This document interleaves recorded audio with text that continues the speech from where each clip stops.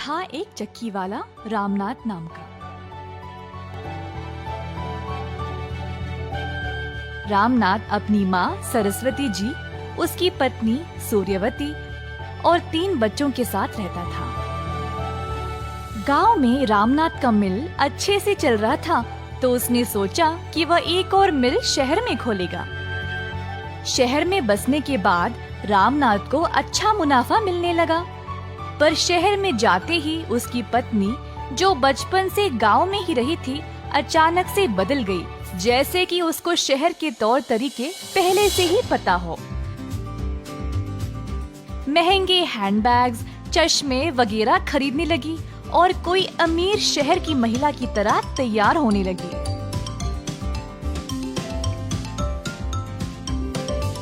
एक दिन सूर्यवती जी ने अपनी बहू को बुलाया और कहा, सूर्यवती, इन सारे बैग में है क्या? वो मैंने कुछ हैंडबैग्स और चश्मे खरीदे हैं। क्या ये सब करना जरूरी है बेटी? मेरा पैसा है अम्मा जी, जो मेरी मर्जी।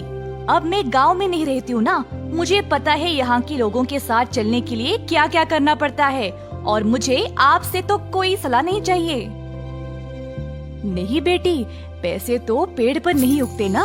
इस घर की बहू होते हुए तुम्हें भविष्य के बारे में भी सोचना चाहिए और सोच समझकर पैसे खर्च करने चाहिए।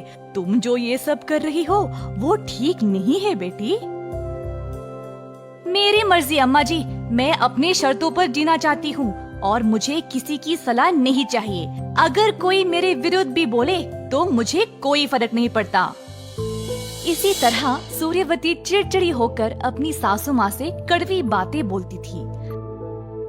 दूसरी ओर माँ अपने बेटे रामनाथ को इस बारे में समझाकर सूर्यवती में अच्छा बदलाव लाने के लिए कहती है, पर सूर्यवती को यही लगता था कि माँ जी उसके पति को उसके ही विरुद्ध करने की कोशिश कर रही थी। दिन दिन ऐसे ही बीत गए और सूर्यवती और भी कठोर और घमंडी बनने लगी। एक दिन सूर्यवती रामनाथ को अपनी बड़ी बेटी की शादी के बारे में पूछती है। वह किसी को कुछ ही दिनों से जानती थी और वह चाहती थी कि उसकी इस नए सहेली के बेटे के साथ उनकी बेटी की शादी की जाए। हम तो इन लोगों को जानते भी नहीं, ऐसे घर में हम शादी कैसे कर सकते हैं? मेरा यकीन करिए, उनका केवल एक ही बेटा है जिसने अमेरिका में पढ़ाई भी की है। उनके पिता तो नहीं है, पर उसने अकेले सारी जिम्मेदारी संभाली है और अपनी माँ का ख्याल भी रखता है। ये लोग बहुत बड़े बंगले में रहते हैं और अच्छे खासे पैसे वाले हैं। नहीं, मैं गांव से ही कोई अच्छा सा लड़का देखूंगी। इन शहर के लड़कों पर मुझे कोई यकीन नहीं है। नहीं, मैं जैसा चाहती हूँ वैसे ही होगा। अगर मेरी बात नहीं मानोगे तो मैं घर छोड़कर चली जाऊंगी और कभी वापस नहीं आऊंगी। अपनी पत्नी का बर्ताव देखकर रामनाथ चुपचाप चला गया, उसकी बात मानते हुए। सूर्यवती ने अपनी बेटी की शादी आखिरकार अपनी सहेली के बेटे के साथ कर ही दी। शादी के बाद एक दिन सूर्यवती अपनी बेटी के ससुराल गई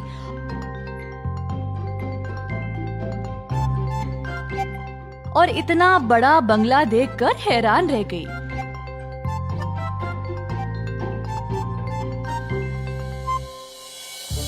उसी समय उसका दामाद आया। आजकल बहुत चोरी हो रही है माँ जी, पर हमें कोई दिक्कत नहीं। मैंने हमारे सारे मूल्यवान चीजें लॉकर में डाल दिए हैं। ये लॉकर क्या है बेटा?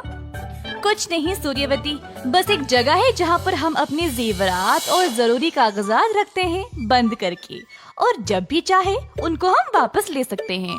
बातों बातों में सूर्यवती ने अपनी बेटी को बोला कि वह भी उसके सारे गहने और कागजात अपने पति को दे दे लॉकर में रखने के लिए। माँ की बात मानकर उसने बिल्कुल वैसे ही किया। अगले दिन सूर्यवती के दामाद ने अपनी पत्नी को वापस मैके भेजा और बोला कि वह अपने माँ के घर से 50,000 रुपए जल्दी ले आए, क्योंकि कोई संकट आ गई है। बिना सोचे समझे सूर्यवती ने उसको पैसे दे दिए। पैसे मिलने के बाद फिर से अगले दिन दामाद जी वापस अपनी पत्नी को मायके भेज देता है, उसके पूरे सामान के साथ, ये कहते हुए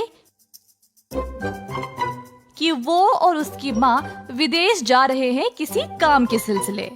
ये सब देखकर रामनाथ को अपने दामाद पर शक होने लगा। उसने सोचा, काम के लिए इनको देश छोड़कर जाने की क्या आवश्यकता, और वो भी अचानक से? पता तो लगाना पड़ेगा।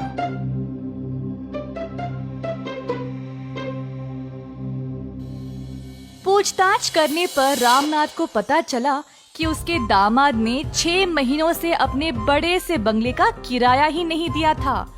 तुरंत उसको समझ आ गया कि उसके दामाद ने उन सब को धोखा दिया है। जल्दी वह घर गया सबको ये बात बोलने के लिए।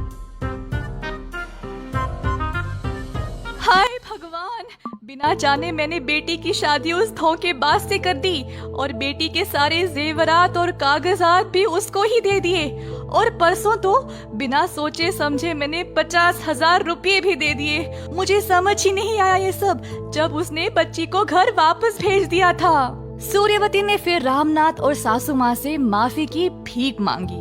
उसकी मूर्खता और घमंड की वजह से उन्होंने अपने सारे जेवरात और जरूरी कागजात खो दिए और उसकी बेटी की जिंदगी भी बर्बाद हो गई। इस कहानी से हम ये सीखते हैं कि कोई भी फैसला लेने से पहले अपने घर के बड़े बुजुर्गों से पूछना चाहिए।